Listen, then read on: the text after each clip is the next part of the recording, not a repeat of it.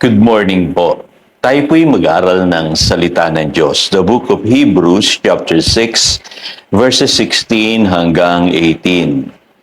Nanunumpa ang mga tao sa pangalan ng isang nakakahigit sa kanila.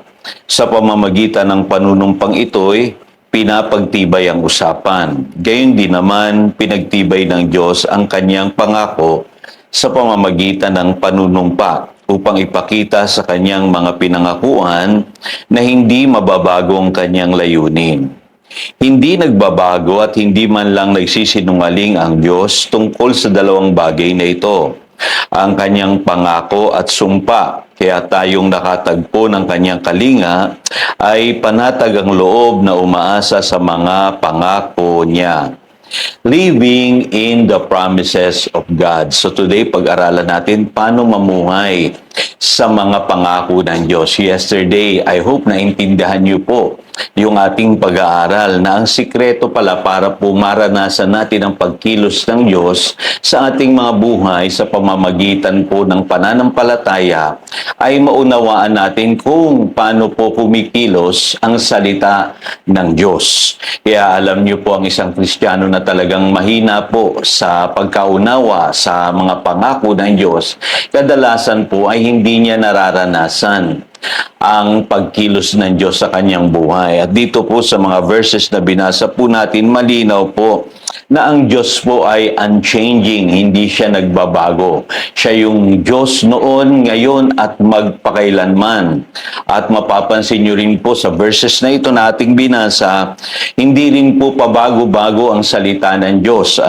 Unchanging po ang Word of God. Kaya dapat po ilagay natin ang ating pagtitiwala sa salita ng Diyos. Kaya napakatibay pong pundasyon ng salita ng Diyos. At higit sa lahat, maunawa natin sa Bible, sinasabi po ng ating Panginoong Hesus po ay unchanging. Hindi siya nagbabago.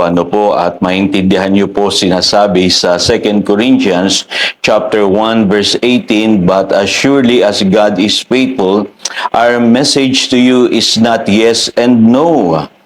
Sabi sa verse 19, "For no matter how many promises God has made, they are yes in Christ, and so through Him, the Amen is spoken by us to the glory of God." So, malinaw po, unchanging ang Diyos. Sabi po sa Malakay chapter 3 verse 6, "For I am the Lord, I change not." At dito po sa binasa nating mga talata sa Hebrews chapter 6 verse 18, ang salita ng Diyos, unchanging po yan, hindi nagbabago. At ang Panginoong Hesus po ay hindi nagbabago. Kaya dapat po maunawaan natin na malalim po ang mga sandigan natin pagdating po sa pananampalataya.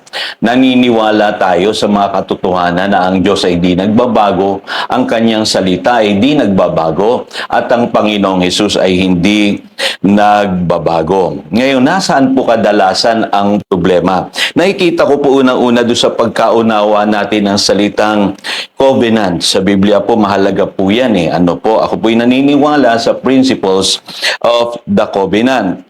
Pinagtitibay ng Diyos sa buhay ng mga taong sumusunod sa Kanya yung Kanyang pangako. At sabi po sa Deuteronomy chapter 7 verse 9, "Know therefore that the Lord your God, He is God of faithful, God who keeps His covenant and His loving kindness to 1,000 generations with those who love Him and keep His commandments." Ang sabi pa nga sa Psalm 105 verse 8, "He remembers His covenant forever, the word He commanded for 1,000 generations." So dito maintindihan natin yung principle ng covenant. Ang faithfulness pala ng Diyos nakasalalay sa Kanyang ipinangako, sa Kanyang mga salita. Kaya lang, ngayon ang malaking tanong, tayo, Pastor, nasa New Testament na tayo, ganun pa rin ba ang prinsipyo ng Diyos? Sabi ko nga sa inyo, ang Diyos po hindi nagbabago.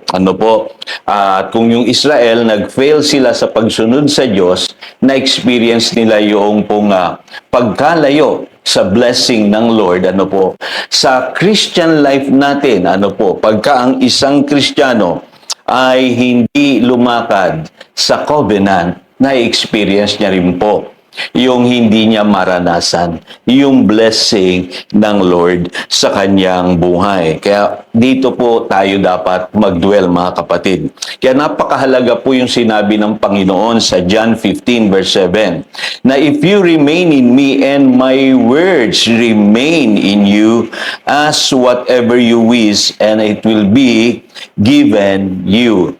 Alam niyo po, mapapansin niyo yung salitang remain. Kailangang manatili po tayo sa ating Panginoong Jesus. At sa 1 John chapter 1 verse 7, sabi, dapat po ay lumakad tayo sa liwanag.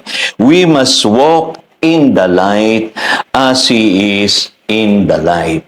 Kaya alam niyo po, kapag ang Kristiyano lumalakad sa kasunduan o sa covenant niya sa Lord, ang sabi ng Biblia, siya po ay makakaranas ng pagkilos ng Diyos sa kanyang buhay. Sabi sa John 15 verse 7. At mai-experience niya po yung fullness ng blessing na inilaan ng Diyos sa kanyang buhay. Kaya alam niyo po, kahit isang pangako lang ng Diyos, panghawakan natin at lumakad po tayo ng may obedience, alam niyo po, ang pagkilos po ng Diyos sa inyong buhay ay nakakamangha.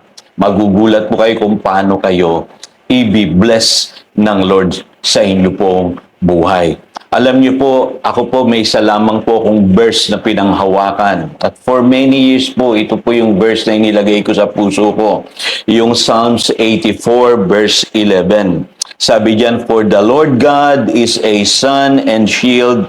The Lord bestows favor and honor. No good thing does He withhold from those whose walk is blameless. Alam niyo po, sa pamamagitan po ng verse na yan, ay na-establish ko po yung aking buhay, na-establish ko po yung aking pamilya, ako'y gumaling sa aking mga karamdaman, at the same time, ay inangat ng Panginoon po yung kalagayan namin sa buhay. Kaya alam niyo po, isang pangako lamang po ng Diyos yan na aking pinanghawakan. How much more ang marami pang pangako ng Diyos kung ito'y ating isa sa buhay. Kaya po yung Psalm 84 verse 11, yan po yung verse na nakadikit po sa aking pong pader. Ayan po ay paalala sa akin palagi na ang Diyos ay tapat at hindi nagbabago. Pero dapat tayo ay tapat sa ating pong tipanan sa Kanya. So again, ito si Pastor Jojo nagpapaalala upang daluyan tayo ng pagpapala, manatili tayo sa Kanyang salita. Good morning!